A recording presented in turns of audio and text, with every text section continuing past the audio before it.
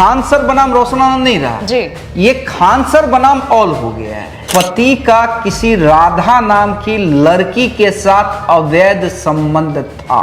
साबुद्दीन कौन से दूध के धुले हुए थे? कई बाहुबली ने, हम सिर्फ अनंत सिंह की बात नहीं कर रहे हैं, कई बाहुबली जो हैं वो आज जमानत पे बाहर है। चिराग पासवान के पार्टी में बाहुबली नहीं है क्या? तेजस्वी यादव ने मुख्यमंत्री को पत्र लिखा है, सीबीआई जांच की मांग की है। चिराग पासवान भी इस मुद्दे में कूदे हैं। पप्पू यादव वहां गए थे, लेकिन पप्पू यादव क्या कह रहे हैं कि एक टीचर हत्या करवा सकता है, ये मुझे यकीन नहीं है। कि गुंजन के पति का अवैध संबंध था, तो राधा है कहाँ, किस दुनिया में है? आरजेडी में बाहुबली की कमी है क्या? सम्राट चौधरी ब्रिज बिहारी के सम्मान समारोह में जा रहे हैं, तो ब्रिज बिहारी कौन थे? किरीट लाल से दुश्मनी और अनंत सिंह से प्यार।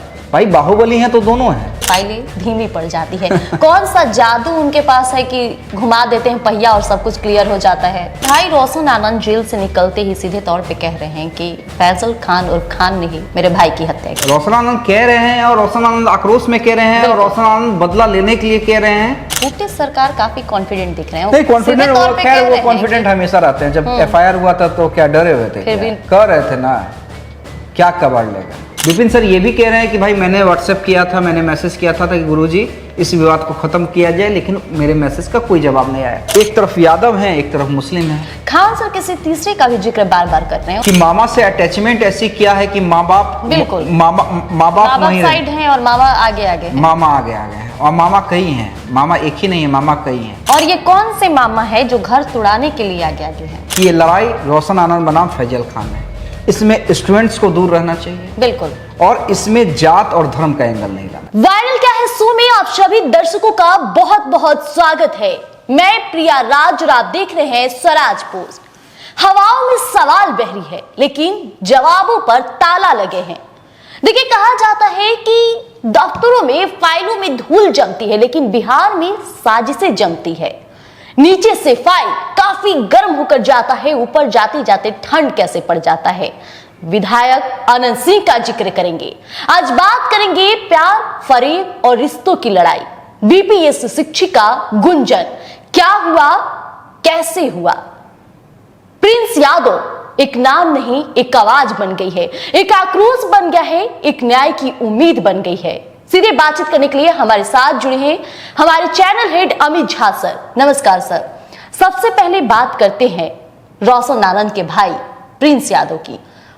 मौत हो गई, मौत को अब हत्या साजिश करार दिया जा रहा है। क्या कुछ निकलकर अभी तक सामने आ रही है?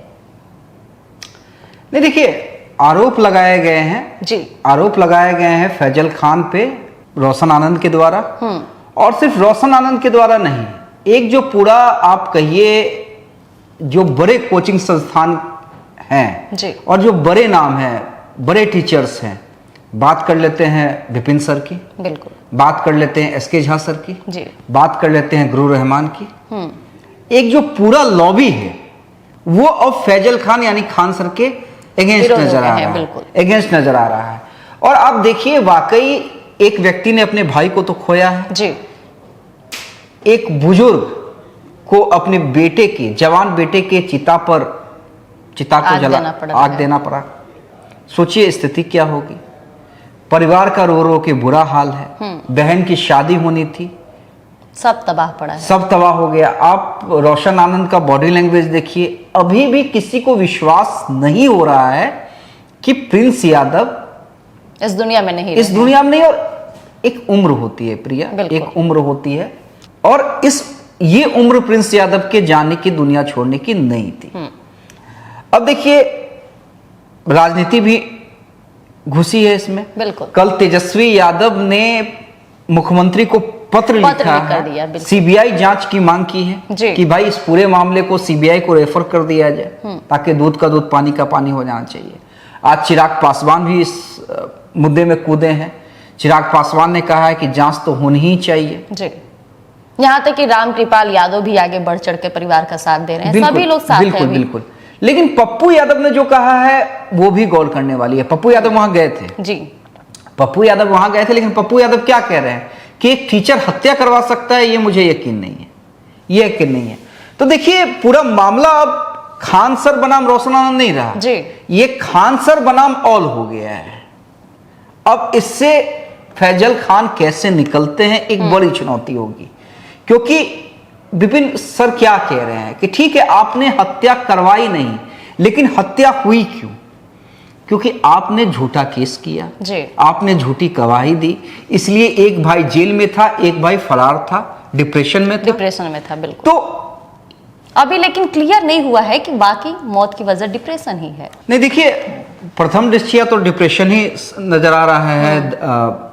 डिप्रेशन में नींद नहीं आना, गोली अत्यधिक गोली खाना, तमाम चीजें हैं। लेकिन भाई रोशन आनंद जेल से निकलते ही सीधे तौर पे कह रहे हैं कि फैजल खान और खान ने ही मेरे भाई की हत्या की। बिल्कुल बिल्कुल बिल्कुल, रोशन आनंद कह रहे हैं और रोशन आनंद आक्रोश में कह रहे हैं और रोशन आनंद बदला लेने के लिए कह रहे हैं।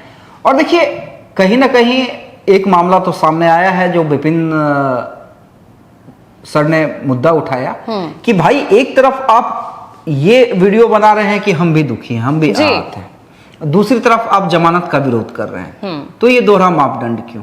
विपिन सर ये भी कह रहे हैं कि भाई मैंने व्हाट्सएप किया था, मैंने मैसेज किया था कि गुरुजी इस विवाद को खत्म किया जाए, लेकिन मेरे मैसेज का कोई जवाब नहीं आया। तो देखिए खान सर घिरे तो जरूर हैं, खान सर घिरे जरूर हैं, लेकिन दिल्ली वाली जो लॉबी है, दिल्ली वाली लॉबी यानी दिल्ली में जो फेमस टीचर्स हैं वो खान सर के सपोर्ट में है।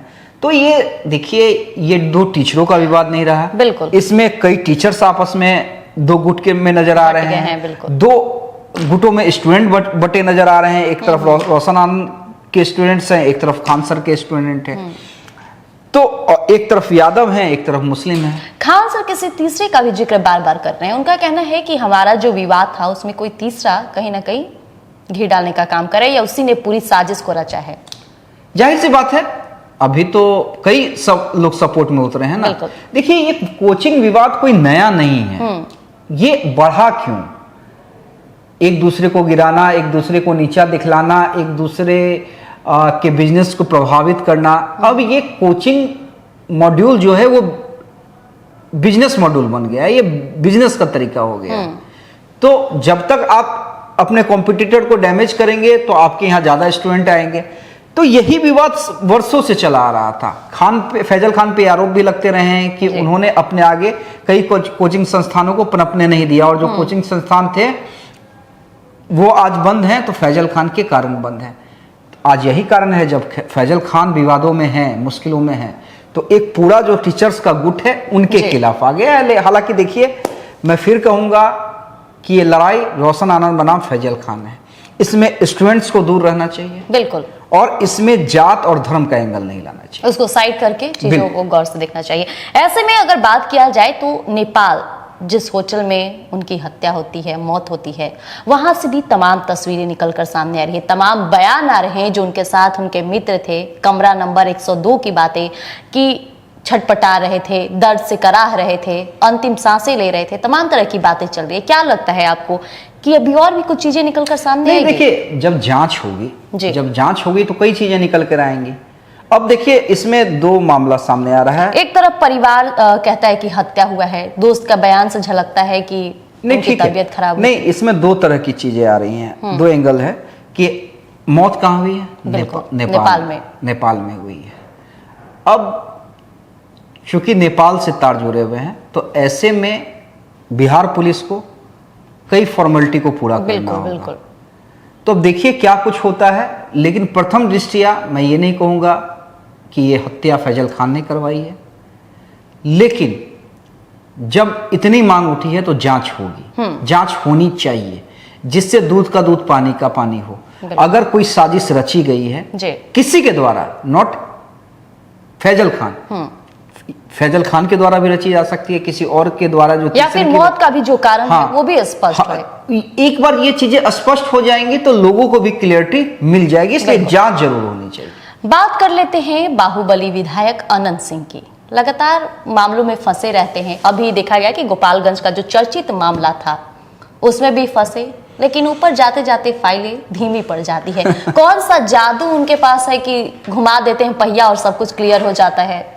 नहीं, देखिए अनंत सिंह की आप बात करें, इस मामले की बात करें तो केस तो अब सीआईडी को ट्रांसफर हो गया है कि सीआईडी जांच करेगी।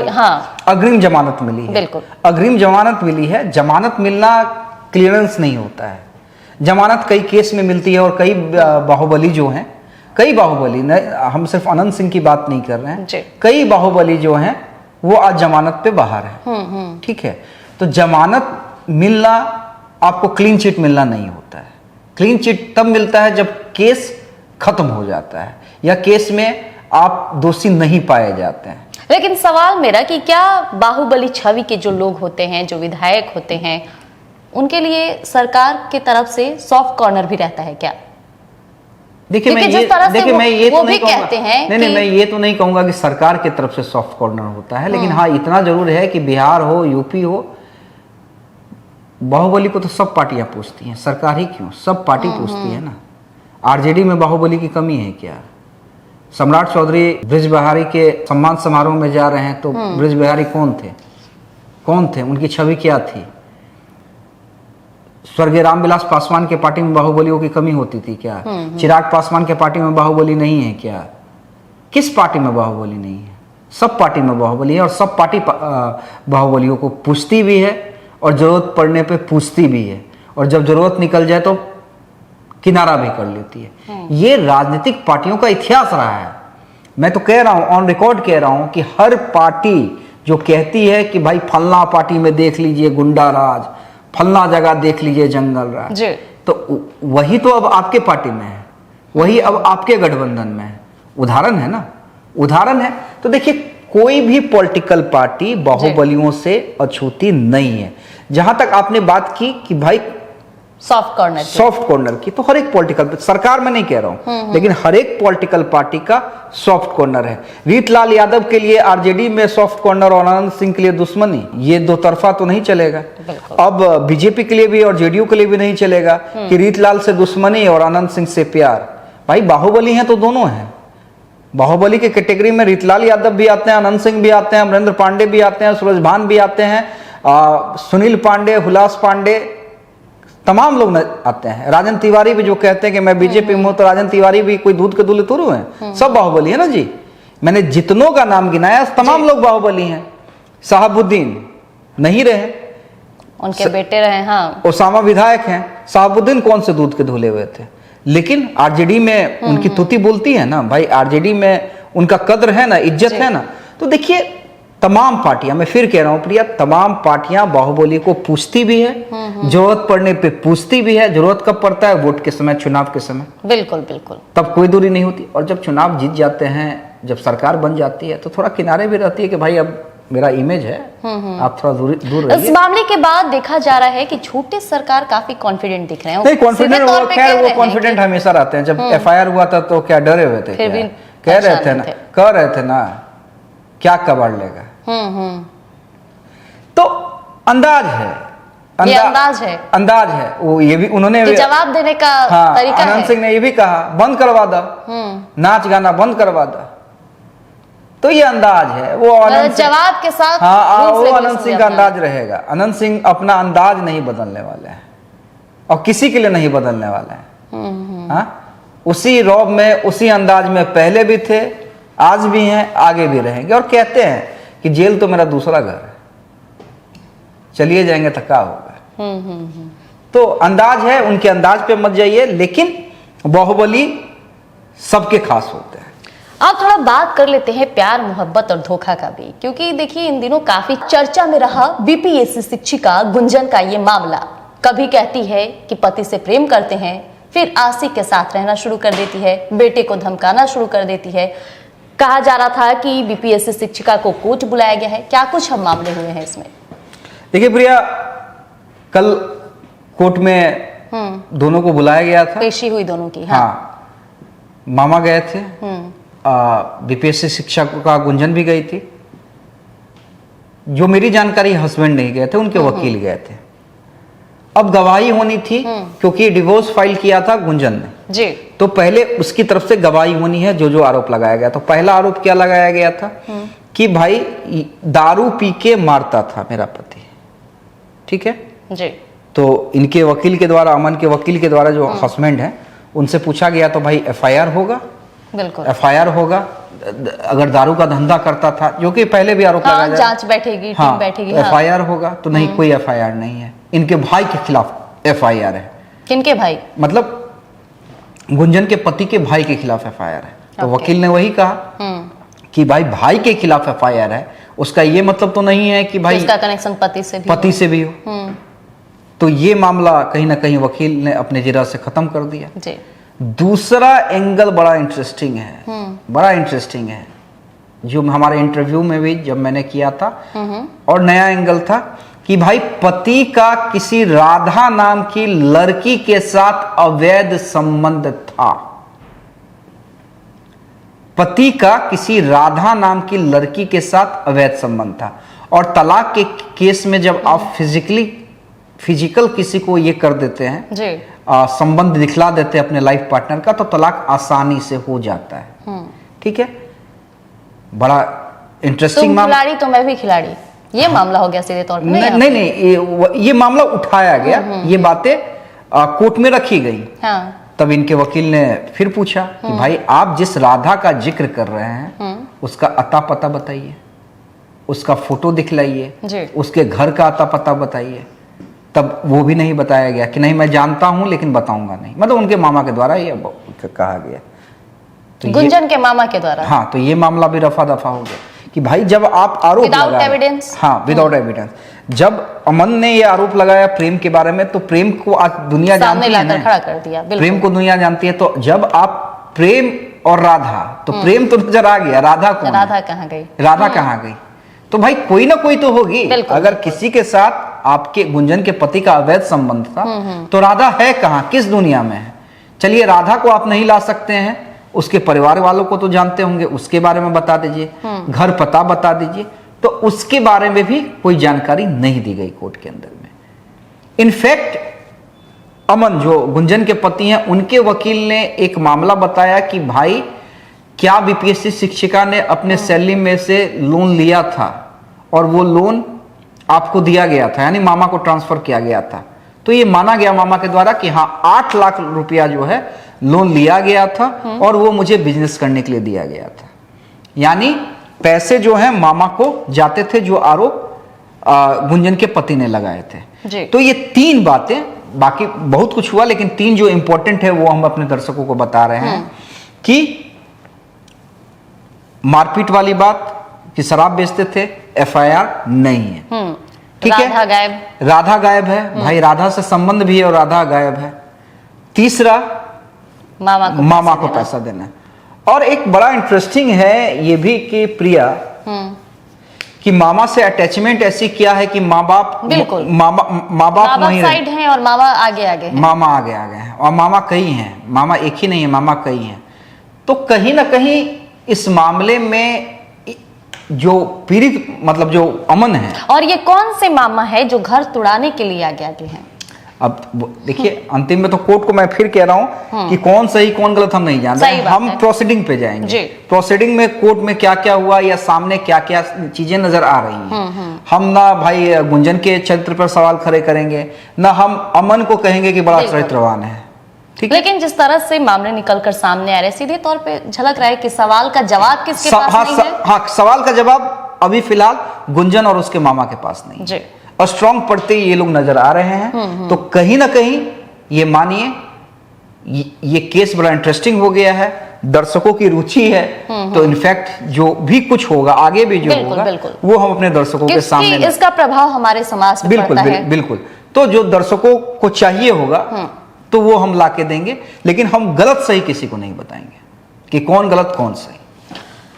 तो देखिए, जिन सवालों पर ताला लगा था, तमाम चर्चाएं हुई, तमाम गतिविधियां हुई। अब फिलहाल जो आगे अपडेट होगा वो हम आप तक पहुंचाएंगे। बने रहिएगा स्वराज पोस्ट पर। धन्यवाद।